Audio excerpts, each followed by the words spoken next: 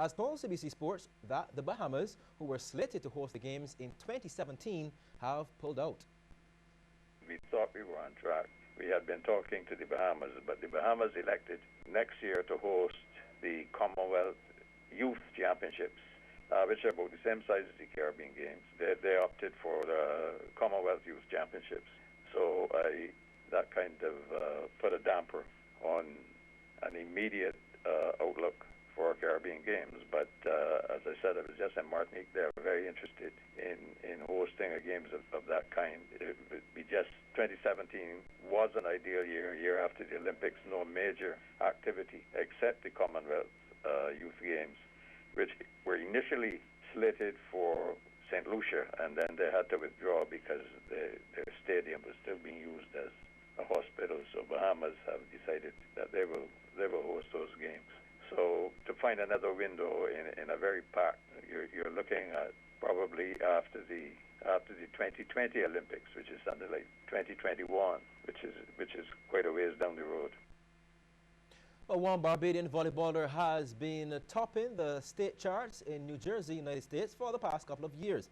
Former Christchurch student, and national player Jabari Goodrich has been applying his trade in volleyball skills at the New Jersey Institute of Technology, playing for their Highlanders team. While at the institution, he has become a focal point of their attack. In 2014, during his freshman year, he played only 15 games due to injury, but notched up a team-high 193 points from 173 kills. Then last year, when he was selected for the Barbados Under-21s, he appeared in 23 matches, leading the team with 298 kills. Goodrich was second in the team in point standings with 332, ranked third in the blocks with 32, tallied 90 digs, and recorded a career-high 25 kills against Harvard. Now this year, he continued his rich vein of form, being named Player of the Week by Volumetrics for his performances during the week of February 29th to March 6th. Now, Goodrich isn't the only Barbadian there at the institution. Raphael Anthony, also a former student of the Foundation School, has been there since 2013, and alongside Goodrich has been terrorizing opposing teams. We're now on to tonight's Olympic moments. It's a celebration of humanity.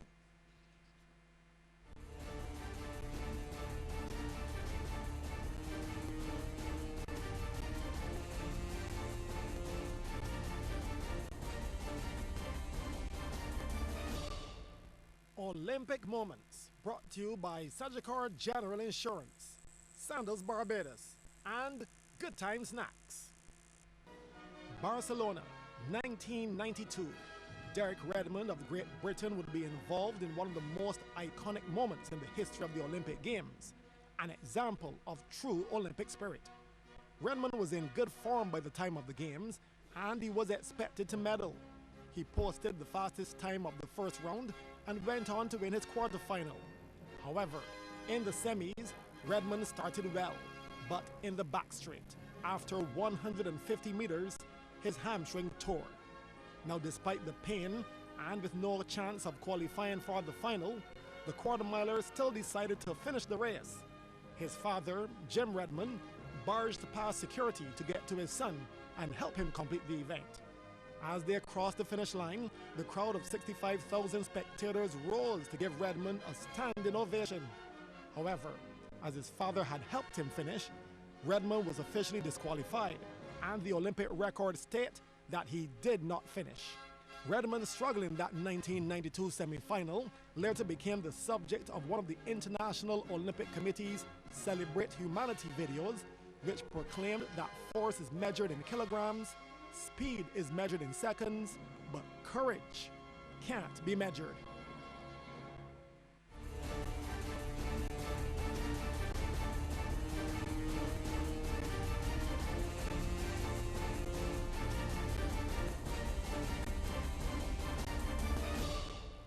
Olympic Moments, brought to you by Sagicor General Insurance, Sandals Barbados, and Good Time Snacks. CBC TV is an official broadcaster of the 2016 Rio Olympic Games. And the sports media fraternity was thrown into mourning following the sudden death of one of our own. Nation reporter Petra Harvey Gooding died early this morning after a brief illness at the QEH. Here's Anne-Marie Burke. It may be cliche of me to say that the good die young, but when I think of my dear friend and colleague Petra Gooding, all that comes to mind are good thoughts. What I will miss most about Petra is her infectious laugh, her smile, and her warm personality. She was always a person who was welcoming no matter what. We have lost a wonderful person, a truly talented journalist, and someone who really had sports at heart. So too, my colleagues agree with me that Petra would be indeed missed. Whenever someone passes, you always hear the cliche, they're a good person. But if I'm to be 100% honest, that's how I remember Petra. A very hard-working individual who was always kind and courteous to you. I mean, whether it be information, passing information, I had no problems in giving her information. She likewise always passed along if I missed anything. Always a willing and giving person. When she first came to the Advocate about 8 years ago, she came as Petra Harvey. And we've known her since as Harvey, and then we've affectionately known her as Harberts. She was a friend to more than just her colleagues, her personality. She grew on everyone. She was liked by everyone. Coming from the Advocate to the Nation, she, immediately settled in, right, and, got into it. Was one who always accepted a challenge. She brought balance to the sports desk too, because sports has always normally dominated by men, and here was a woman balancing us in a lot of our discussions. We always have very robust discussions every day, and she always brought some sort of balance to them, and she was always fair and a very good human being. I think I would miss Petra, her warmth, her friendship, her kindness. Petra, I will be missed.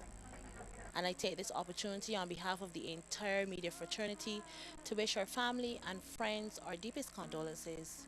Petra, my dear, may you rest in peace. Anne-Marie Burke, CBC Sports.